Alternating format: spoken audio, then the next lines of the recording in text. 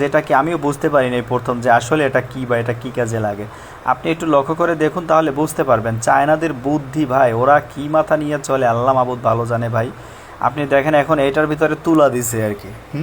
কী করবে আপনি বুঝতে পারছেন বিষয়টা? একটু বলে তাহলে কমেন্টসে একটু জানাই যান যে আসলে মূলত কী করতে চাচ্ছে। এর ভিতরে আবার কী ঢেলে দিল, এখন এটাকে সুন্দর করে আটকাই দিবে আর কি। দেখেন পুরোপুরিভাবে এখানে তেলের মতো আর কি একটা দিল, এটাকে এখান থেকে আটকাই দেবো, মানে দিয়াসলাই সিস্টেমের মতো একটা কিছু একটা হবে বা মোমবাতির মতো কিছু একটা হবে এরকম।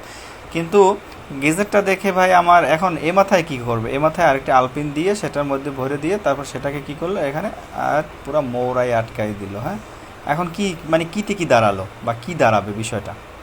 বুঝলাম সবই ঠিক আছে, কি দেখাবা ও মা, বেশ ভালো। লড়াই চাড়াইয়ে মাথা বাইর করলো, চাপ দিল, ও মা কি চমৎকার ব্যাপার, বাহ, অসাধারণ। মানে বিষয়টা কি অদ্ভুত ভাই, আপনি দেখেন লক্ষ্য করে, আসলে আমার মাথায় ধরে না কীভাবে কি কেমনে কি কীভাবে সম্ভব। পানিতে ওয়াটারপ্রুফ, পানিতে ভিজাইলেও কোনো প্রবলেম নাই, বুঝতে পারছি।